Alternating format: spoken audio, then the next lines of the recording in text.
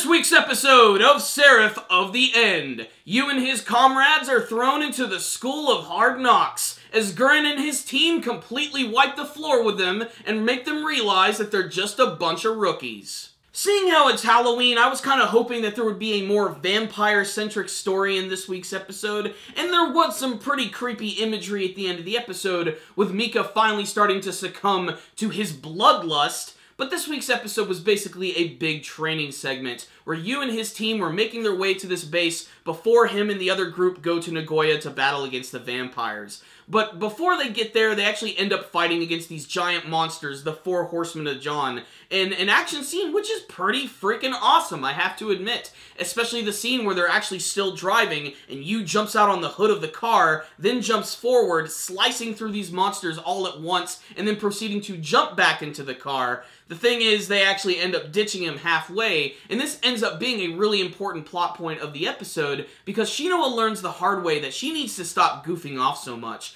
because if she continues to do this, it's going to lead to the deaths of all of her comrades, and that's when they have to go through this intense training segment, which essentially is the team's punishment, where they're going to have to fight against Gurren, Mito, and frickin' Shinya, the guy who can shoot tigers, who also has an amazingly awesome sports car, which gets destroyed by Gurren in this episode, but still, he's a really funny character, and of course he's there to sort of look over what Gurren is really doing. Although, I really love the relationship he has with Gurren, because no matter what he says to him, Gurren always just says the same thing.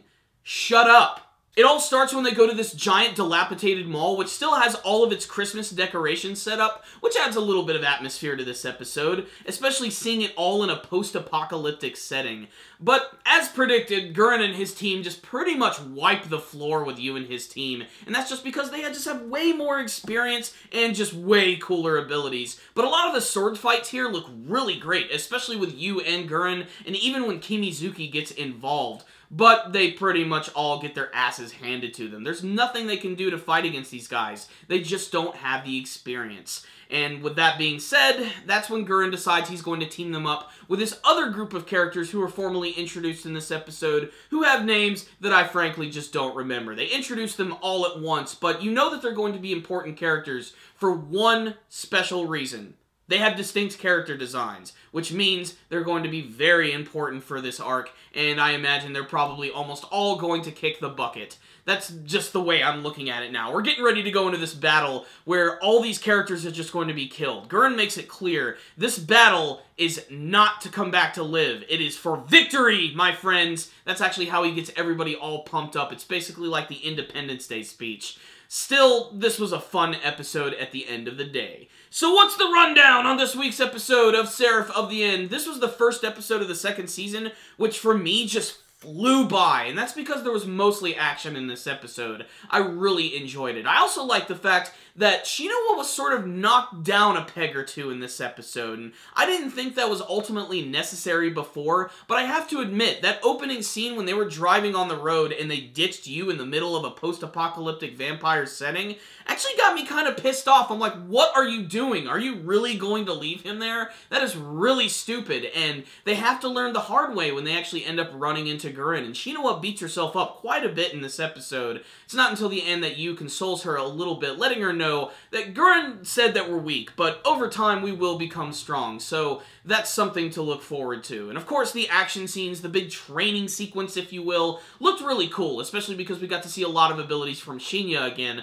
I love the way they animate his tigers, the way they just sort of run around, and I'm not really sure how those abilities work, but they still look really freaking awesome. Just don't question it, it looks really cool. This was a really simple episode of Seraph of the End, and it was sort of like a calm before the storm, but I really enjoyed it, and all the characters looked really cool. My favorite scene was probably the first, though, when they were fighting against the monsters, but still, all the training sequence stuff was good, and of course, all the stuff with Mika at the end, which was probably the most disturbing aspect of the episode, because they're rounding up all of these orphan children, which they're basically going to use just to farm their blood. And in the last episode, it was made painfully clear that Mika is going to start craving human blood because because he can't live on Cruel Tempest's blood the entire time, so he almost ends up biting the neck of this young girl. Like, he pounces right on top of her, starts choking her neck, and his fangs start to grow out, but he decides to go against it. The cravings are made even worse because he's always seeing his other comrades actually feeding on the children as well, and that just makes him want to do it, and it's just